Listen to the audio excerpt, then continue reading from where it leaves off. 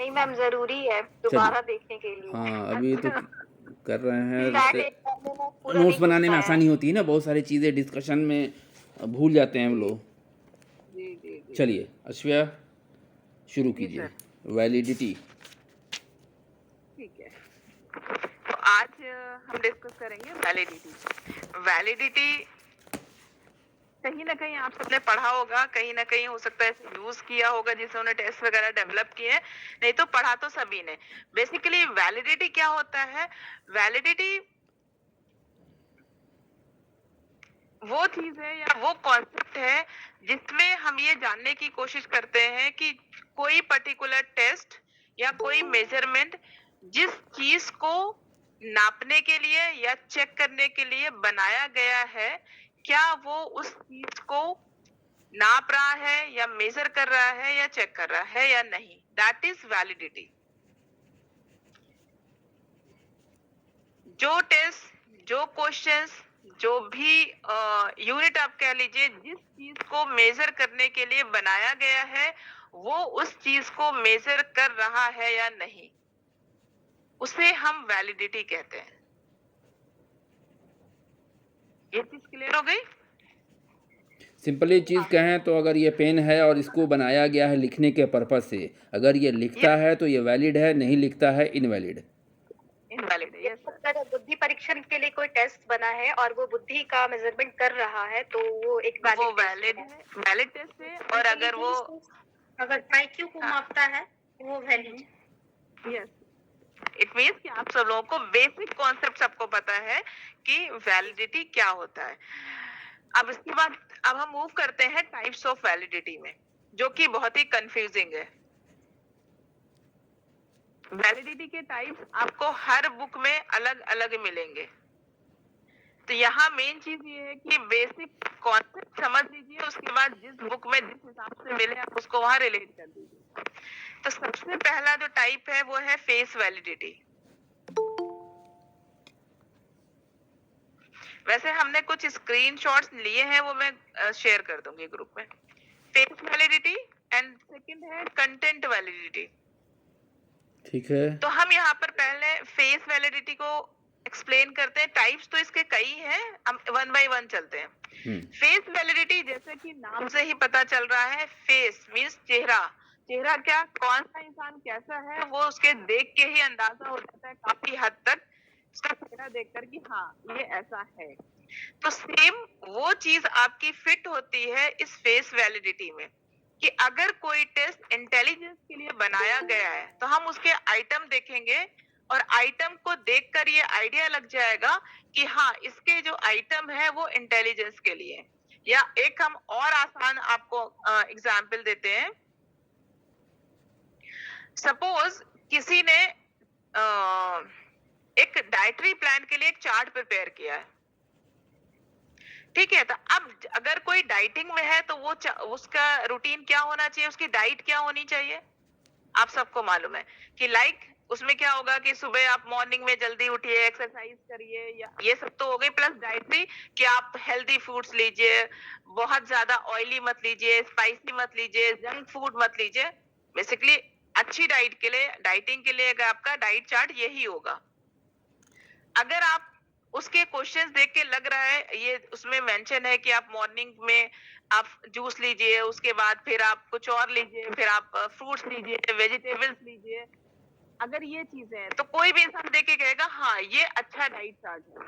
लेकिन अगर उसमें कहीं पर हो कि एक टाइम तो बता रहा है कि आप फ्रूट्स लीजिए, दूसरे टाइम आपको वो बता रहा है पिज्जा खाइए, और फिर आपको आता है कि आप वेजिटेबल्स खाइए, फिर शाम में बता रहा है कि आप कोल्ड ड्रिंक पी, तो क्या ये वैलिड है डाइट चार्ट? नहीं नहीं मैम, नहीं। तो यही हो गया, आपको देखने से आपको बहुत ज्यादा कुछ करने की जरूरत नहीं है। आपने सिंपली आइटम पढ़े और उसको पढ़ने के बाद आपको ये आइडिया हो गया कि ये जो भी टेस्ट है या डाइट चार्ट है वो डाइटिंग से रिलेटेड है। तो दैट इज फेस वैलिडिटी। जैसे कि इंटेलिजेंस की बात की गई, इंटेलिजेंस के मेजर करने के लिए जो भी क्वेश्चनर आपने बनाया या जो भी टेस्ट आपने बनाया है, उसमें आइटम आपने ऐसे मेंशन किए हैं कि कुछ आइटम आपके रिलेटेड टू एब्स्ट्रैक्ट थिंकिंग है, कुछ रीजनिंग के हैं, कुछ क्रिएटिविटी के हैं, लाइक दैट।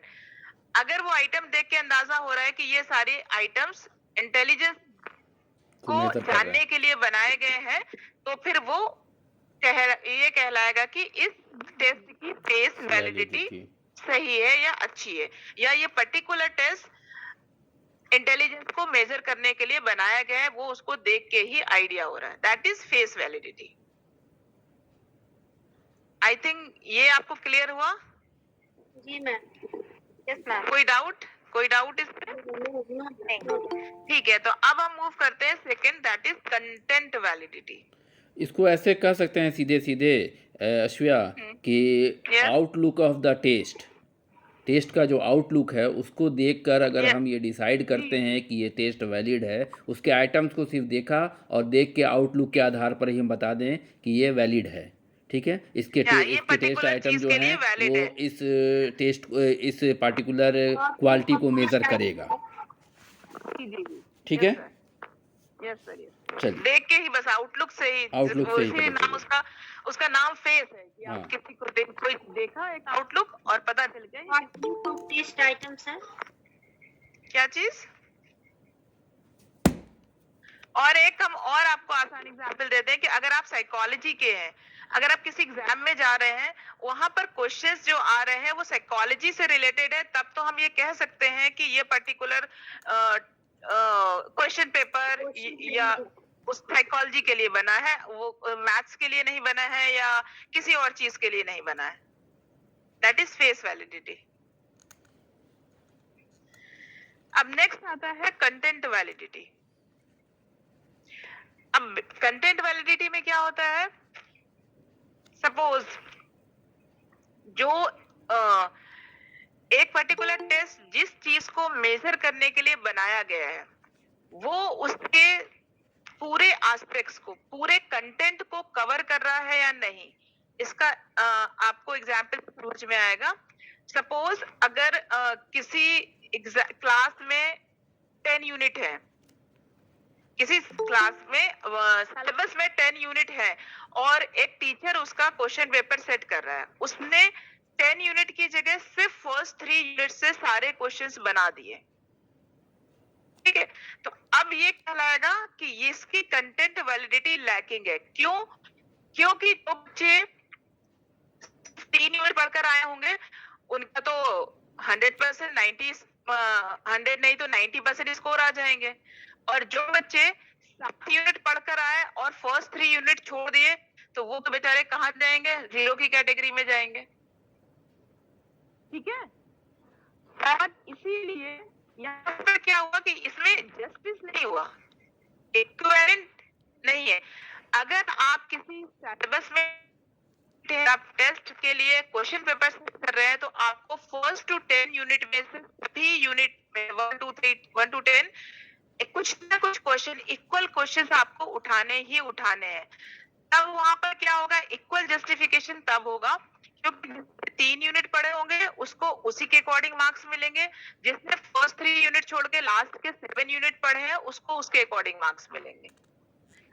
अगर कोई भी टेस्ट, अगर इंटेलिजेंस की बात की जा रही है, इंटेलिजेंस टेस्ट हम बना रहे हैं, तो इंटेलिजेंस के बहुत सारे जिसे कहा जाए डायमेंशंस है। आपने इंटेलिजेंस की बहुत सारी थ्योरीज पढ़ी हैं, सबने अलग अलग चीजें बताई गई हैं। इंटेलिजेंस को हम किसी पर्टिकुलर एक चीज से मेजर नहीं कर सकते कि हम एक एरिया उठा लिया कि किसी की मैथमेटिक्स बहुत अच्छी है या किसी की रीजनिंग बहुत अच्छी है, तो हम ये कहते हैं कि वो इंटेलिजेंट है। इसीलिए देखिए, आपने बहुत सारी थ्योरीज है जिन्होंने इंटेलिजेंस के लिए डिफरेंट कॉन्सेप्ट दिए हैं कि कुछ रीजनिंग में बहुत अच्छे हैं, कुछ लॉजिकल में बहुत अच्छे हैं, कुछ बहुत क्रिएटिव हैं, कुछ डे टू डे लाइफ में बहुत स्मार्ट है, कुछ है आप जो उसकी बात करते हैं एडजस्टमेंट की मल्टीपल इंटेलिजेंस की थ्योरी, मल्टीपल इंटेलिजेंस के एस्पेक्ट दिए हुए हैं।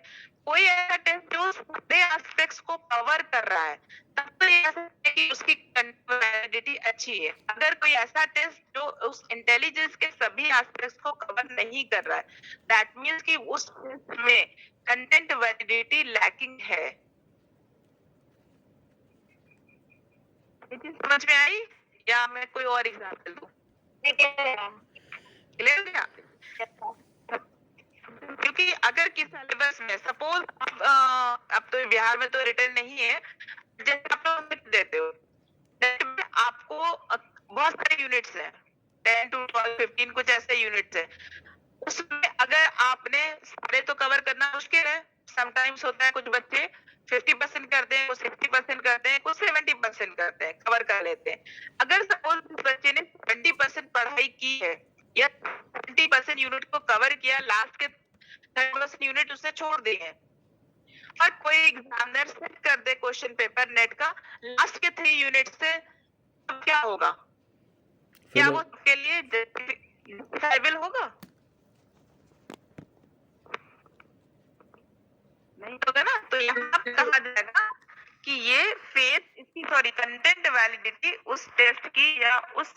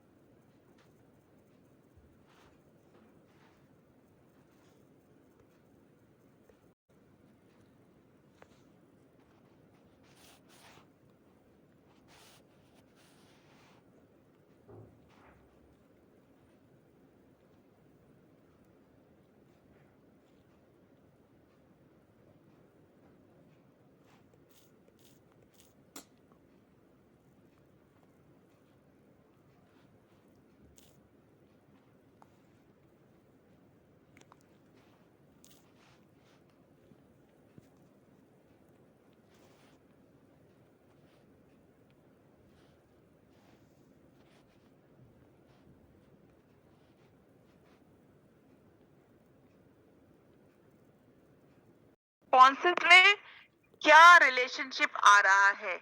अगर रिलेशनशिप अच्छा है, बहुत क्लोज है, या दोनों के स्कोर्स में ज्यादा डिफरेंस नहीं है, तब तो हम ये कहेंगे कि हमने जो अभी बनाया है वो प्रीवियसली सेट जो बना हुआ था उससे मैच कर रहा है।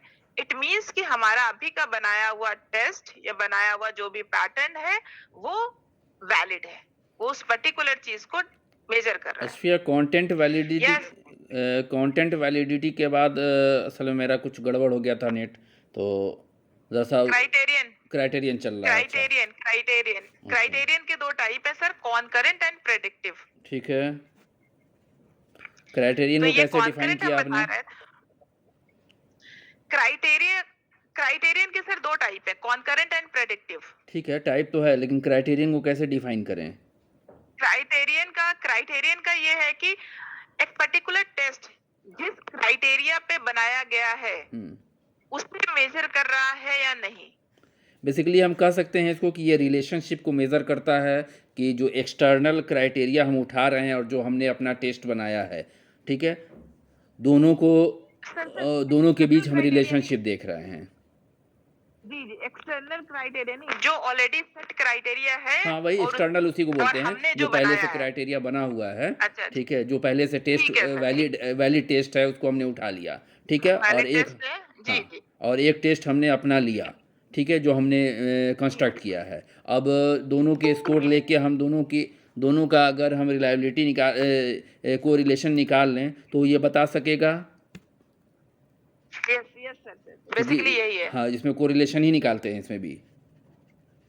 यस सर, ठीक है। बेसिकली यही है हमारा क्राइटेरियन। अब इसके कोरिलेशन को जानने के लिए दो टाइप बेसिकली बताए गए हैं, कॉन्करेंट एंड प्रेडिक्टिव। ठीक है। कॉन्करेंट जैसे कि नाम से पता चल रहा है, करंट सिचुएशन की बात की जा रही है कि अच्छा। अगर हमें किसी एम्प्लॉय को हायर करना है, उसका ऑलरेडी एक सेट टेस्ट है या सेट पैटर्न है और हमने जो बनाया है, हम दोनों को अप्लाई करते हैं और दोनों के रेस्पॉन्सेज में कोरिलेशन निकालते हैं। तब देखते हैं कि अगर कोरिलेशन बहुत अच्छा है या दोनों आपस में कोरिलेटेड है, दैट मींस कि उसकी कॉन्करेंट वैलिडिटी अच्छी है। सिंपल सी चीज हो गई। इसी में हम कोई भी एग्जांपल ले सकते हैं कि ऑलरेडी अचीवमेंट टेस्ट है या लीडरशिप टेस्ट है। जी सर। एक चीज़ हमने पढ़ा था इसमें कि डिग्री ऑफ जजमेंट और परसेंटेज देखते हैं कि जो जजमेंट के जो डिग्री का जो जजमेंट है उसके परसेंटेज को हमेशा कंक्यूरेंट परसेंटेज में देखते हैं इसको। ऐसा कोई आइडिया? जजमेंट का जो परसेंटेज, तो सर परसेंटेज भी हो जाएगा कि हाँ। जितना रिलेशन करीब होगा, जितना अच्छा परसेंटेज होगा एक दूसरे के करीब, उतना ही वो हो जाएगा। आप हाँ। उसे हम कोरिलेशन टर्म में बोल दें, कंपैरिजन के टर्म में बोल दें, परसेंटेज के टर्म में बोल दें, बेसिक ये है कि दोनों में सिमिलैरिटी होनी, नियर होना चाहिए। जितना नियर सिमिलर होगा उतना ही वो टेस्ट वो ज्यादा वैलिड ठीक होगा है। टेस्ट। ठीक है। ठीक है सर। दूसरा प्रेडिक्टिव। है हमारा प्रेडिक्टिव। अब प्रेडिक्टिव वैलिडिटी में क्या है कि हम एक पर्टिकुलर टेस्ट के बेसिस पर हम कुछ और प्रेडिक्ट करें। सपोज नीट का जो टेस्ट होता है, हम नीट ले लें क्योंकि सभी को पता है नीट के बारे में। नहीं, यहाँ नेट ले नीट लीजिए। का टेस्ट हम नेट कर सकते हैं या अभी असिस्टेंट प्रोफेसर का एंट्रेंस होता है, तो हम असिस्टेंट प्रोफेसर का एंट्रेंस क्यों रख रहे हैं? ताकि हम उसके बेस पे ये प्रेडिक्ट कर सके कि जो इस टेस्ट को क्लियर कर पाएगा वो उसके लायक है, वो असिस्टेंट प्रोफेसर बनने के बहुत करीब है। वो अलग बात है कि इंटरव्यू में कुछ आ जाते हैं, कुछ छट जाते हैं। ठीक है, वो टाइम गैप बताएगा। लेकिन वो जो टेस्ट बनाया जाता है वो उस चीज को प्रेडिक्ट कर रहा है या नहीं। अब यूपीएससी असिस्टेंट प्रोफेसर का जो टेस्ट है, अब उसमें हम उस टेस्ट में ऐसी चीजें रख दें कि जो हमारे उस सब्जेक्ट को नहीं रिलेट कर रही हैं, या हम ऐसे टेस्ट बना दें जिसका कि कोई लेना देना ही ना हो असिस्टेंट प्रोफेसर से, तो फिर वो हो जाएगा कि उस टेस्ट की प्रेडिक्टिव वैलिडिटी लैकिंग है या उस टेस्ट की प्रेडिक्टिव वैलिडिटी कम है। हमें टेस्ट ऐसे बना, नेट का क्यों बनाया जाता है? नेट का टेस्ट इसलिए, वो भी एक हाई प्रेडिक्टिव वैलिडिटी पर बेस्ड होता है कि जो नेट क्लियर करेगा दैट मींस कि वो कैपेबल है आपके असिस्टेंट प्रोफेसर के लिए या नेट के या पीएचडी के लिए। इस आधार पर जो हम क्राइटेरिया फिक्स कर रहे हैं, इस आधार पर हम ये प्रिडिक्ट कर सकते हैं कि ये आदमी फ्यूचर के लिए एलिजिबल है, फ्यूचर में ये एलिजिबल माना जाएगा, रिलायबल है, सुइटेबल है या एलिजिबल। Yes sir. क्राइटेरियन से नाम ये किया, दोनों में क्राइटेरिया ही फिक्स किया जाता है और उसको कोरिलेशन के बेस पे कैलकुलेट करते हैं और उसे कैलकुलेट करने के लिए एक कॉन्करेंट है और एक प्रेडिक्टिव है। ठीक है। अब उसके बाद आता है फोर्थ टाइप है कंस्ट्रक्ट वैलिडिटी, जो सबसे ज्यादा यूज होती है। एक चीज़ और है प्रेडिक्टिव जो हम लोग का ये है वैलिडिटी, इसमें टाइम गैप बड़ा इंपॉर्टेंट चीज़ रखा गया है कि आज हम जो मेज़र कर रहे हैं, मेज़र करके जो प्रिडिक्ट कर रहे हैं वो फ्यूचर के लिए कर रहे हैं। तो आज जो हमने प्रिडिक्ट किया वो फ्यूचर के बारे में प्रिडिक्ट किया, और फ्यूचर में अगर वो ओके होता है तो इसका मतलब कि ये प्रिडिक्शन हमारा सही था और ये क्राइटेरियन वैलिडिटी एक्सेप्टेबल होगा। एक्सेप्टेबल है, यस सर। और यस सर। अब दूसरा ये हो गया कंस्ट्रक्ट वैलिडिटी। कंस्ट्रक्ट वैलिडिटी जैसे कि कंस्ट्रक्ट नाम से ही पता चल रहा है, कोई भी चीज छोटे छोटे कंस्ट्रक्ट से मिलकर बनी होती है। मींस बहुत से टेस्ट होते हैं जिसमें डायमेंशंस होते हैं। कोई भी चीज बहुत सारे कंस्ट्रक्ट से मिलकर बनी होती है। एक बड़ी चीज छोटी छोटी बहुत सारी चीजों से मिलकर बनी होती है। वही चीज यहाँ पे कंस्ट्रक्ट की बात की गई है, डायमेंशन की बात की गई है कि डायमेंशंस में सपोज इंटेलिजेंस के बहुत सारे डायमेंशंस हैं। इंटेलिजेंस को कंप्लीट करने के लिए उसको कई डायमेंशंस की जरूरत पड़ेगी। सिर्फ एक पर्टिकुलर ओवरऑल टेस्ट के बेस पर हम नहीं कह सकते कि ये इंटेलिजेंट है या नहीं है। उसके डिफरेंट डिफरेंट डायमेंशंस हैं, डिफरेंट डिफरेंट कंस्ट्रक्ट है, जिसके बेस पर हम कहते हैं कि एक पर्टिकुलर इंडिविजुअल बहुत क्रिएटिव है या बहुत स्मार्ट है। स्टैनबर्ग की थ्योरी आ गई। या कोई एक पर्टिकुलर इंडिविजुअल है, उसका स्पेशियल इंटेलिजेंस अच्छा है, या कोई लॉजिक में बहुत अच्छा है, कोई रीजनिंग में बहुत अच्छा है। तो एक पर्टिकुलर कंटेंट की बात की जाए या एक पर्टिकुलर पूरा होल टेस्ट की बात की जाए, तो वो बहुत सारे कंस्ट्रक्ट से मिलकर बना होता है, और वो सारे कंस्ट्रक्ट उस पर्टिकुलर एरिया या पर्टिकुलर टॉपिक को कवर करना चाहिए। ये तो कंस्ट्रक्ट की बात हो गई। कंस्ट्रक्ट में बेसिकली दो टाइप्स हैं, एक कन्वर्जेंट है और एक डिस्क्रिमिनेंट है। ये काफी कंफ्यूजिंग है। अब हम पहले बात कन्वर्जेंट करते और हैं कन्वर्जेंट और डिस्क्रिमिनेंट। इसे कहीं कहीं डिस्क्रिमिनेंट इंडेक्स भी बोलते हैं और कुछ और भी नाम है। डिस्क्रिमिनेशन हाँ, अलग करना, कुछ समझ ऐसे भी डिस्क्रिमिनेट है। करना। हाँ। मैम डाइवर्जेंट भी बोलते हैं क्या मैम? क्या चीज? डाइवर्जेंट भी बोलते हैं डाइवर्जेंट भी बोलते हैं। हाँ, डाइवर्जेंट भी बोलते हैं। Convergent उसमें and क्या होता हाँ, उसमें क्या होता है कि सपोज अगर हम डिप्रेशन का बना रहे हैं, अगर हम टेस्ट डेवलप कर रहे हैं डिप्रेशन का, तो अब डिप्रेशन में तो बहुत सारी चीजें आ जाएंगी। अगर किसी ने डिप्रेशन का टेस्ट देखा है ऑलरेडी, जो डेवलप टेस्ट है, तो उसमें क्या क्या चीजें आएंगे? डिप्रेशन में हमारी मूड भी आ जाएंगे, इमोशंस भी आ जाएंगे, हमारे सेल्फ एस्टीम की भी बात की जाएगी, और बहुत सारी चीजों की बात की जा रही है। ठीक है। अगर उसमें अगर कहीं पर ऐसा है, मूड की बात, mood which is related to depression, mood की बात की, अगर मूड का जो टेस्ट है वो टेस्ट डिफरेंट होगा और जो डिप्रेशन का टेस्ट है, लेकिन यहाँ पर हम सारी चीजों को ऐड करते हैं किसी पर्टिकुलर कंसेप्ट को। अब हमने जो टेस्ट बनाया है डिप्रेशन के लिए, उस टेस्ट में का जो स्कोर आ रहा है, और ऑलरेडी जो पहले से सेट कोई टेस्ट है या कोई क्वेश्चनर है which is related to which is not based on depression, which is based on mood हो सकता है, सेल्फ एस्टीम हो सकता है, इमोशन से रिलेटेड हो सकता है, उसके स्कोर और हमारे बनाए हुए डिप्रेशन के स्कोर में कितना डिफरेंस है। जितना ज्यादा डिफरेंस होगा कोरिलेशन में, वो टेस्ट उतना ही वैलिड माना जाएगा। डिफरेंस होगा तो वैलिड माना जाएगा। यस सर, क्योंकि वो डिफरेंट चीज ले रहे हैं। अच्छा। डिप्रेशन को हम टेस्ट बना रहे हैं, तो दूसरा कोई भी कंस्ट्रक्ट, कोई और कंस्ट्रक्ट हमने ले मतलब लिया। कहने का मतलब है कि जितने ज़्यादा डायमेंशंस होंगे, ठीक है, डायमेंशंस अगर बहुत ज़्यादा हैं, ठीक है, तो डायमेंशन में और पहले से हम उसको अगर उससे कंपेयर कर रहे हैं और वहाँ पर डिफरेंसेस ज़्यादा आ रहा है, तो अगर डिफरेंसेस ज़्यादा आएगा तो इसको मानेंगे कि ये ज़्यादा वैलिड है।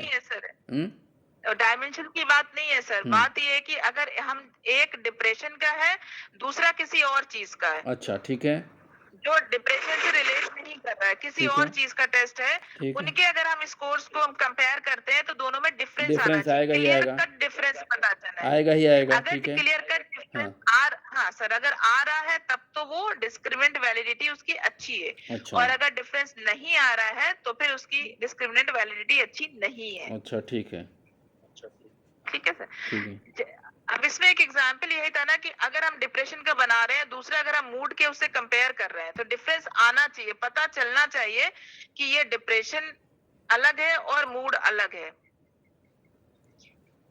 या अगर हम सेल्फ एस्टीम और मूड की बात कर रहे हैं और हमने कुछ आइटम सेल्फ एस्टीम में मूड के रखे हैं, अब आज मेरा मूड अच्छा है, कल मेरा मूड खराब है, तो ये तो नहीं हो सकता है कि क्या कहते हैं सेल्फ एस्टीम हमारी आज अच्छी थी कल खराब हो गई। इसलिए सेल्फ एस्टीम में मूड के आइटम नहीं होने चाहिए। अगर हम सेल्फ एस्टीम का टेस्ट बनाया और उसको हम मूड के टेस्ट से कंपेयर कर रहे हैं, तो दोनों में बहुत ज्यादा डिफरेंस होना चाहिए। इसको कैलकुलेट करने का भी तरीका होता है। हाई स्कोर, एक साइड के हाई स्कोर दूसरे साइड के हाई स्कोर के बीच का डिफरेंस निकाल के डिवाइड करते हैं, कुछ इस तरह का चीज है। बट अच्छा सा सॉफ्टवेयर में मैं यही पढ़ना चाह रही थी कि इसको बेसिकली कैसे कैलकुलेट करते हैं, बट मैं पढ़ नहीं पाई। अच्छा कोई बात नहीं है, बेसिक आई चीज़ तो होप कि क्लियर है। हाँ, आई बेसिक होप डिफरेंस ही है मैम, उसमें है मूड का भी, डिप्रेशन का भी अलग अलग उसका क्वेश्चन अलग अलग। हाँ, लेकिन डिप्रेशन में मूड के आइटम है। अगर आप डिप्रेशन अप्लाई करें और मूड का जो ऑलरेडी डेवलप टेस्ट है, इसमें आइटम नहीं, जो ऑलरेडी अलग टेस्ट है, उसको अगर आप दोनों को एक इंसान पे एडमिनिस्टर कर रहे हैं, अगर आपके स्कोर्स दोनों के बहुत अलग अलग आ रहे हैं, तब तो आप कहेंगे कि ये टेस्ट आपके डिस्क्रिमिनेंट वैलिडिटी अच्छी है या ये टेस्ट वैलिड है। अगर दोनों में के टेस्ट एक जैसे आने लगे, बहुत सिमिलैरिटी आने लगे स्कोर्स में, तब आप कैसे डिफरेंशिएट करोगे कि डिप्रेशन का कौन सा है और मूड का कौन सा है? इसलिए वैलिड नहीं होगा ना। ये वही, अगर डिफरेंस कम होगा या डिफरेंस जब ज्यादा होगा तभी तो आप बता सकते हैं कि ये डिप्रेशन को मेजर कर रहा है और ये मूड को मेजर कर रहा है। ठीक है, ये है आपकी डिस्क्रिमिनेंट वैलिडिटी। अब दूसरा आपका आता है कन्वर्जेंट वैलिडिटी। कन्वर्जेंट मींस आपको एक दूसरे के करीब ला रहा है। इसमें कोरिलेशन दूर दूर जा रहा था, इसमें कोरिलेशन करीब करीब लाएगा। अब अपार्ट फ्रॉम साइकोलॉजी में एक जनरल एग्जांपल आप लोगों को देती हूँ। सपोज अगर हमें मेजर करना हो और ब्लड प्रेशर में देखना हो कि ब्लड प्रेशर के लिए एक हमारे पास इलेक्ट्रॉनिक मशीन है, एक हमारे पास मैनुअल मशीन है, और एक हम वैसे ही ऑब्जर्वेशन के बेस पे अंदाजा लगा सकते हैं। अगर हमने ऑब्जर्व किया कि किसी का बीपी हाई है, तो उसके जो भी सिम्टम्स हमें नजर आ रहे हैं, तभी तो हम कहेंगे कि ऐसा लग रहा है कि इसका बीपी हाई है, चलो हम इसे मेजर करके देखते हैं, ऐसे नाप के देखते हैं। हम क्या करेंगे, एक हमने मैनुअल मशीन आती है, वो जो प्रेस करके मेजर करते थे, उससे स्कोर देखा, और दूसरी आज की इलेक्ट्रॉनिक आ रही है, उससे स्कोर देखा। तो तीनों से ऑलमोस्ट सिमिलर रेस्पॉन्सेज अगर मिल रहे हैं, तब हम कहेंगे कि हाँ, इस इंसान का ब्लड प्रेशर हाई है। दैट मीन्स ये आपकी कहलाएगी कन्वर्जेंट वैलिडिटी। हम अगर किसी टेस्ट की बात करते हैं, तो उसमें अगर 2-3 चीजों से हमारा कोरिलेशन करीब करीब आ रहा है एक पर्टिकुलर चीज के लिए, तो वो कहलाएगा कि वो उस टेस्ट की कन्वर्जेंट वैलिडिटी अच्छी है या हाई है। आई थिंक टेस्ट में मत जाइए, ये जो हमने बीपी वाला एग्जांपल दिया, ये आपको ज्यादा याद रहेगा। जी मैम, बहुत अच्छा। ब्लड प्रेशर हम लोग का बढ़ेगा, कोई बात नहीं है। नहीं, पढ़ने में कम हो जाएगा, उतना स्ट्रेस नहीं होगा। ठीक है, तो ये आपके टाइप मेरे हिसाब से कंप्लीट हो गए। Yes sir, hello, yes. Excuse me madam ji, थोड़ा एक बार रिपीट कीजिए। कन्वर्जेंट नेटवर्किंग कुछ प्रॉब्लम हो गई। कन्वर्जेंट वैलिडिटी में बेसिकली जैसे डिस्क्रिमिनेंट में था कि कोरिलेशन बहुत दूर दूर था, बहुत अलग अलग चीजें थी। कन्वर्जेंट में चीजें आपकी नियर अबाउट होंगी, जो भी आपको स्कोर मिलेंगे डिफरेंट सोर्सेज से, उनमें आपस में कोरिलेशन होगा, या आपस में उनके जो स्कोर होंगे वो मोर और लेस सिमिलर होंगे। सपोज हमने एग्जांपल दिया था ब्लड प्रेशर मेजर करने का, कि अगर हम किसी का ब्लड, अगर एक पहली चीज हो गई, ब्लड किसी की कंडीशन गड़बड़ हो रही है, तो हम उसके सिम्टम से आइडिया लगा सकते हैं कि इसका बीपी हाई हो रहा है। खत्म हो गया मेरा। उसको चेक करने के लिए कि हम सही है या गलत है, वही चीज हो गई कि जो टेस्ट हम बना रहे हैं, हमारा टेस्ट सही है या गलत है। तो ऑलरेडी हम उसको मेजर करेंगे इलेक्ट्रॉनिक मशीन से, हमें पता चलेगा उससे उसका बीपी हाई है।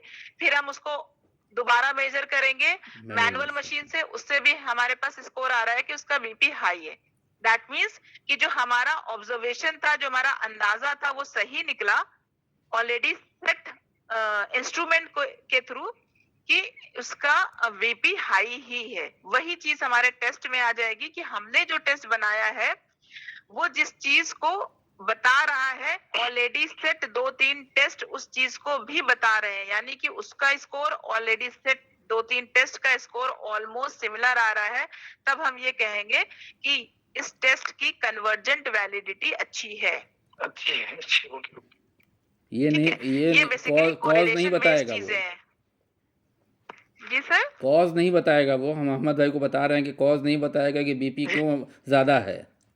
जी नहीं नहीं हाँ नहीं जी सर, नहीं, ये कॉज नहीं बताया। हाँ, कॉज नहीं बताएगा कि कॉज पत्नी से डांट खाने के बाद कॉज बीपी बढ़ा है। वो बस ये बता देगा कि जो सिम्टम्स देख के अंदाजा लगाया कि ये इतना ज्यादा हाई हो रहा है या बहुत चीजों के ऑब्जर्वेशन नजर आ रहा है, उसको वेरीफाई कर देगा थ्रू मशीन या थ्रू टेस्ट कि हाँ उसका बीपी बढ़ा हुआ है। अच्छा, एक चीज़ अशफिया बता सकती हैं, रिलेशनशिप अगर हम बात करें कि वैलिडिटी और रिलायबिलिटी में कोई रिलेशनशिप भी है अगर, तो वो उस पर कुछ चर्चा हो सकती है क्या? बिल्कुल हो सकती है, बिल्कुल हो सकती है। हाँ, ये अब जो बच्चे पढ़ चुके हैं सब लोग, अब ये लोग दिमाग लगाएं कि रिलायबिलिटी और वैलिडिटी का क्या रिलेशन हो सकता है। क्या जो टेस्ट रिलायबल है वो वैलिड होगा या नहीं, या जो टेस्ट वैलिड है वो रिलायबल होगा या नहीं। तो टेस्ट अगर वैलिड है तो वो श्योरली रिलायबल होगा, लेकिन जो रिलायबल टेस्ट है वो जरूरी नहीं है कि वैलिड होगा। I think so. ओके, कोई एग्जाम्पल दीजिए। एग्जाम्पल सोचती हूँ मैं। सोचिए सोचिए, और लोग भी सोचिए।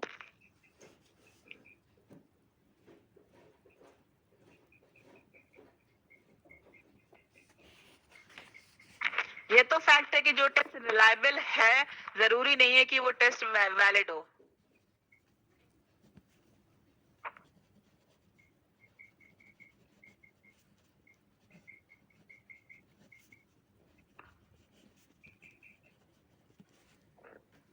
मुझे तो याद नहीं आ रहा है, आप ही बताइए।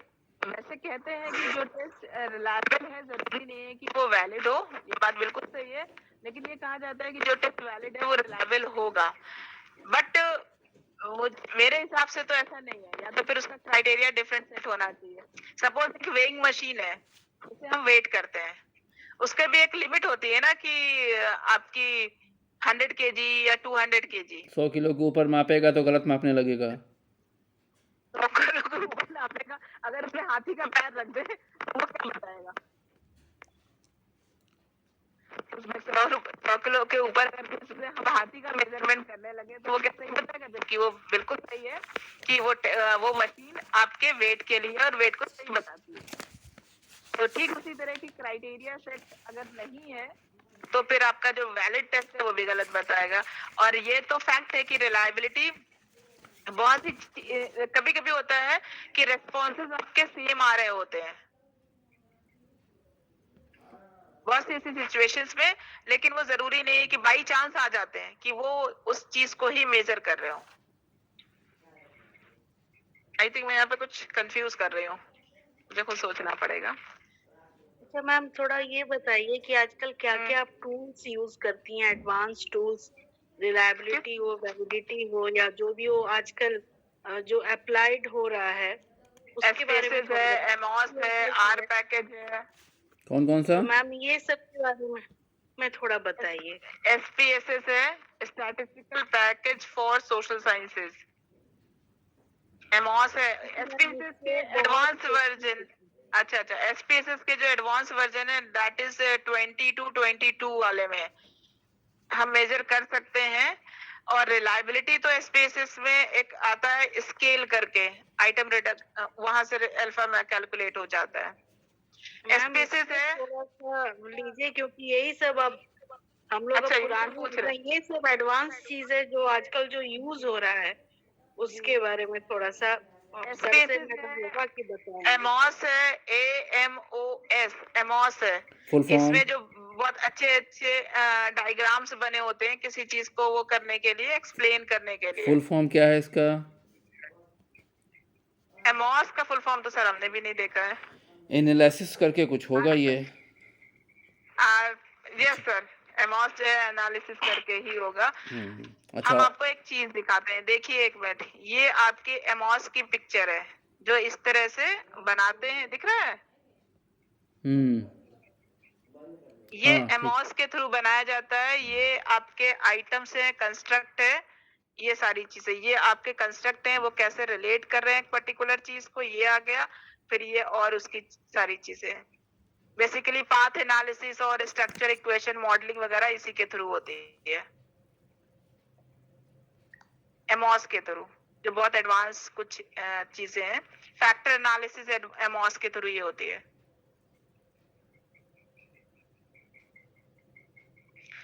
एक आपका आर पैकेज है। आर पैकेज बेसिकली आपको कमांड बेस है कि आपको कमांड याद होने चाहिए, कंप्यूटर लैंग्वेजिंग पर बेस्ड है, तब उसमें हो सकता है, उसमें सारी चीजें हो जाती हैं। और कुछ बेसिक चीजें एक्सेल पे भी होती हैं, हालांकि एसपीएसएस और इन सब के आने पे एक्सेल का काम थोड़ा कम हो गया। पहले बहुत सारी चीजें एक्सेल पे हुआ करती थी।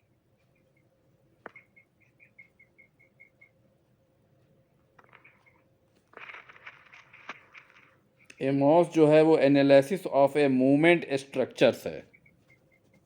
Okay, analysis of movement structure. Analysis हाँ, ऑफ क्योंकि इसमें आप उसको आइटम कंस्ट्रक्ट को, डायमेंशंस को मूव मूवमेंट कर सकते हैं। स्ट्रक्चर।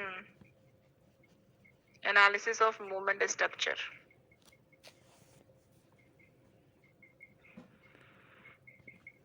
ठीक है। ये बेसिकली फैक्टर एनालिसिस पर यूज होता है जनरली, एडवांस जो भी स्टैटिस्टिक्स है वहां पर यूज होता है।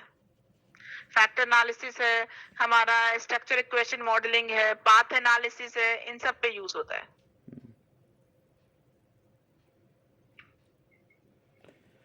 चलिए ठीक है, थैंक यू। और कोई सवाल किसी को पूछना है?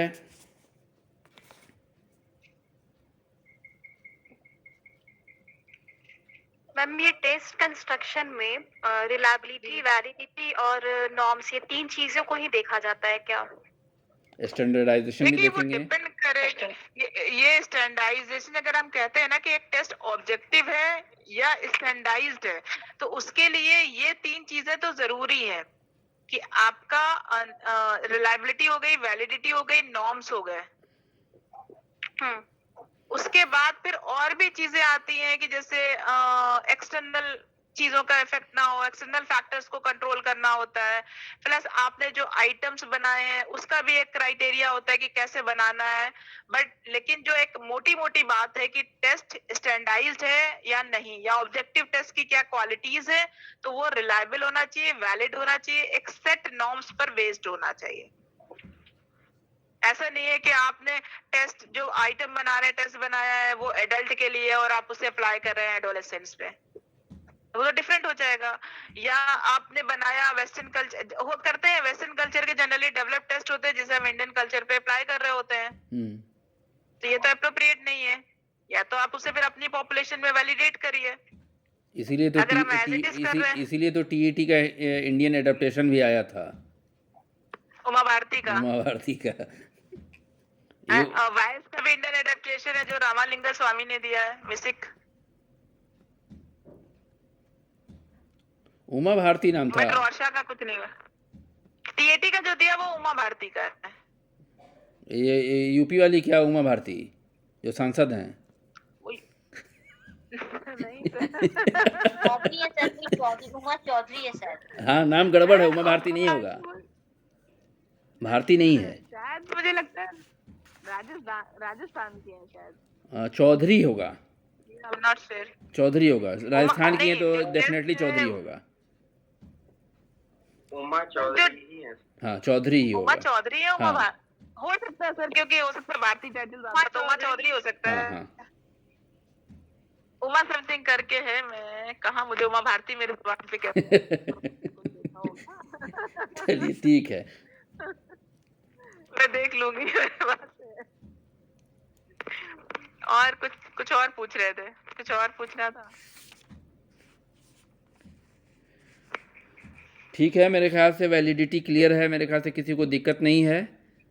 फिर हम नोट्स डाल देंगे, इसका देख लीजिएगा आप लोग। और आई थिंक बेसिक कॉन्सेप्ट तो क्लियर हो ही गया हाँ, होगा, अगर हाँ। आप बहुत उस पे नहीं अब जाए एक बार बहुत अपना इन डेप्थ। हाँ, एक बार नोट्स टेस्ट अपना देख या लेंगी इंटरव्यू तो के लिए तो हो गया है ये हाँ। इतना। अगर आप टेस्ट डेवलप करेंगे तब उसके लिए आपको और इन डेप्थ जाना पड़ेगा। बट कहीं किसी एंट्रेंस के लिए, किसी इंटरव्यू के लिए अगर आप इतना बताते हैं तो बिल्कुल बहुत क्लियर है, है। इतनी बात पे तो पकड़ भी नहीं पाएगा कि कितना डेप्थ है। नोट्स किस ग्रुप में डालते हैं, हमको खुद नहीं दिखता है। क्या चीज? नोट्स किस ग्रुप में डालते इसी हैं? ग्रुप में डालेंगे। इसी ग्रुप में डाला, आपको नहीं मिला है? डाला है। स्मिता, आप इस ग्रुप आज में नहीं हैं? नहीं ग्रुप में तभी तो आए हैं सर। तो ग्रुप में है तो देखिए, आज डाला गया है रिलायबिलिटी का कल का।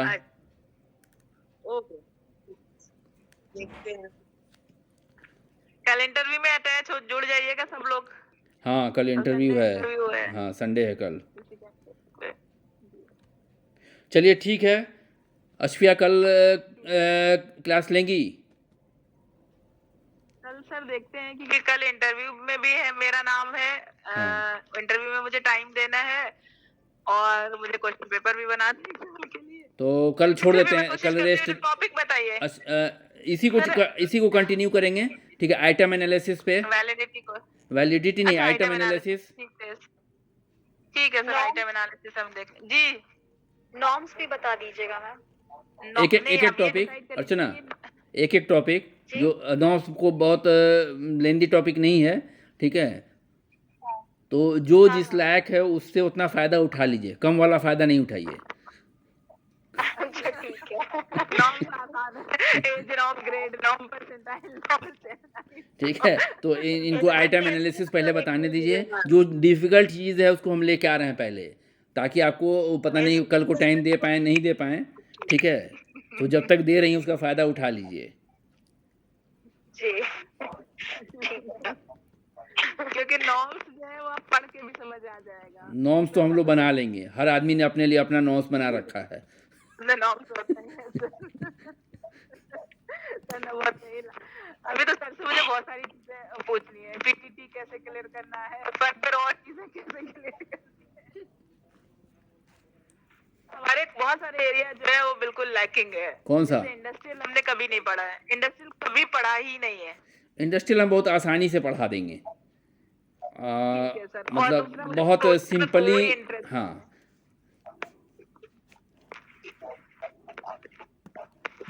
वो क्वेश्चन आ जाते हैं इवन, मतलब अब सबके लिए नहीं, बस सर के लिए। इवन मैंने नेट में भी ना इंडस्ट्रियल पढ़ा था, ना मैंने सोशल पढ़ा था।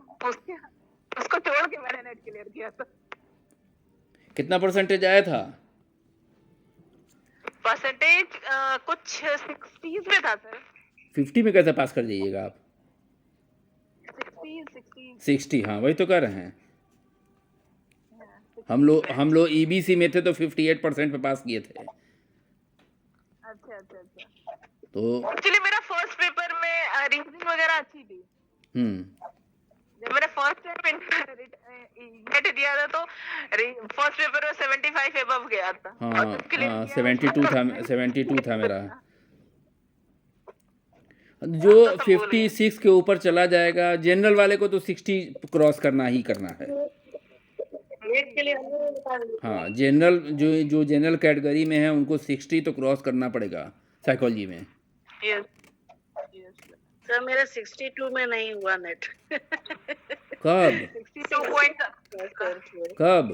इसका मतलब कि उस बार का क्वेश्चन पेपर आसान था। बहुत 62 में नहीं आसान हुआ। होगा, इसलिए बाकी लोग ऊपर चले गए होंगे। जनरली 64 तक नहीं, जाता क्वेश्चन है। अभी हम देख रहे हैं, क्वेश्चन आसान आ रहा है साइकोलॉजी का।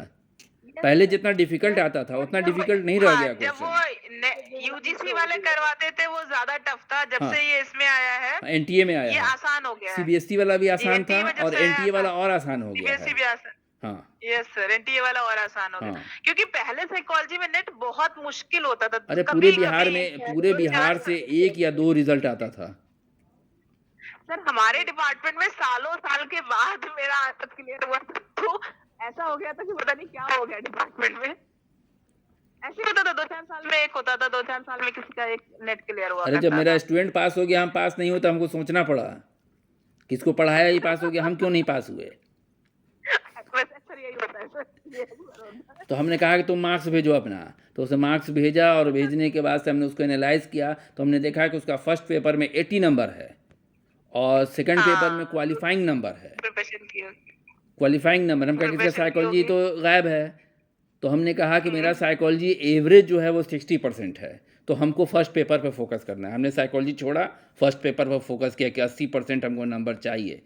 72 आया, वो रिजल्ट वाला हो गया। बेहतर था पहले, जिसमें फर्स्ट पेपर सिर्फ क्लियर करने के लिए होता था, वो हाँ ऐड नहीं होता था। हाँ ऐड नहीं होता था। उसमें सब्जेक्ट की कमांड अच्छी होती थी, उसमें हम्म। जो नेट क्लियर होता था दैट मींस उस इंसान को सब्जेक्ट की कमांड अच्छी थी। सही अब बात क्या है। है, दोनों ऐड कर दिया, जो प्रिपरेशन कर रहे हैं सिविल सर्विसेज की, हाँ वो उनके लिए एक्सपर्ट तो हो गया। फट्टे से वो क्लियर कर लेते हाँ हैं। वो एक्सपर्ट हो गया। वो सब्जेक्ट पे एक्सपर्ट हो कमांड गए, हो या उनको ना मेहनत हो, करने की दूसरा सब्जेक्ट में ज्यादा जरूरत ही दूसरा नहीं है। हाँ दूसरा वाला हिस्सा उसका अच्छा है। Yes sir. चलिए तो कल आप आइटम एनालिसिस देखिएगा। कल तो इंटरव्यू 7 से 8 है ना? 7 से 8 है, और आगे चलेगा 8:30 तक है। हाँ तो हम देखना लोग थोड़ा सा पड़ेगा। लेट करते हैं, हम लोग 9:30 में करेंगे, ठीक है, आइटम एनालिसिस। ठीक है सर। ठीक है, थैंक यू अशफिया। 7 से 8 सर, हम खाना कब बनाएंगे? 8:30 तो बजे। 10 बजे कर दें, इसमें सारे लोग आ जाएंगे। 9:30 बजे हम द- मैसेज कर देंगे। 9:30 बजे अगर हम हो गए, फ्री हो गए, तो 9:30 बजे नहीं, फिर 10 बजे कर देंगे। हमको मैसेज कर दीजिएगा तो हम ग्रुप में लिंक भेज देंगे, ठीक है? ठीक है सर, ठीक ठीक है, ठीक ठीक। है। थैंक चलिए thank. Thank you ma'am. Hello हाँ बोलिए। हेलो। हाँ बोलिए मत भाई। हाँ सर, हाँ सर, इसमें सारे नोट्स डाले हैं, कहाँ डाले हैं, किस ग्रुप में डाले हैं सर? इसी ग्रुप में डाला है, देखिए ठीक से। हम तो देखें, इसमें तो नहीं देखे। PDF है, देख देखिए रहे हैं। देखिए, ठीक है। मेमोरी का है। मेमोरी नहीं डाले हैं, रिलायबिलिटी डाले हैं। रिलायबिलिटी का है। अभी वैलिडिटी भी डाल देंगे, देख लीजिएगा। और कल दिन में टाइम मिलेगा तो मेमोरी कंप्लीट हो चुका है, डाल देंगे, ठीक है। Thank you sir. चलिए गुड ओके, नाइट। नहीं लेकिन देख रहे हैं। आप देखिए ठीक से। Hello sir. ठीक है सर, देखते हैं। ठीक है सर। प्रणाम सर। ठीक, प्रणाम। ठीक है सर। अल्लाह हाफिज। सर मैं ग्रुप 2 में जुड़ी हुई हूँ, बिहार साइकोलॉजी असिस्टेंट प्रोफेसर अच्छा में। पुतुल, तो उस ग्रुप में कोई नोट्स नहीं नहीं, टू में नहीं जाता है।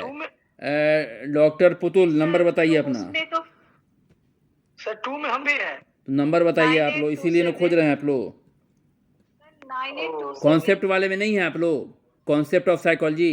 जी कॉन्सेप्ट ऑफ साइकोलॉजी में होंगे आप। सर, आप तो जोड़े थे हमको, तो कहाँ आ रहा? तो है कॉन्सेप्ट आप ऑफ तो कह रहे थे साइकोलॉजी हम में जोड़ जाइए, दें। वहाँ नोट्स मिलेगा आपको। हाँ पुतुल, नंबर बोलिए आप अपना।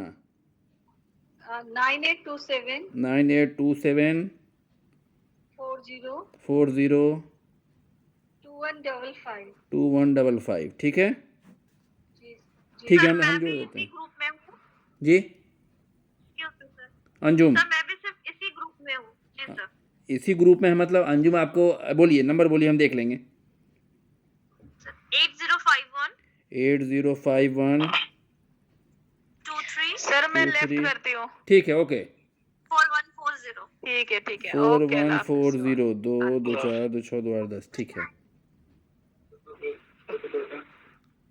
सर मेरा मोबाइल नंबर भी नोट कीजिए, नहीं आया। बोलिए। 9576 9576 96 96 47 47 34। 34, ठीक है अहमद भाई। चलिए जी ठीक है, हम देख लेते हैं, है ना। जी जी। ठीक, चलिए गुड नाइट। Good night.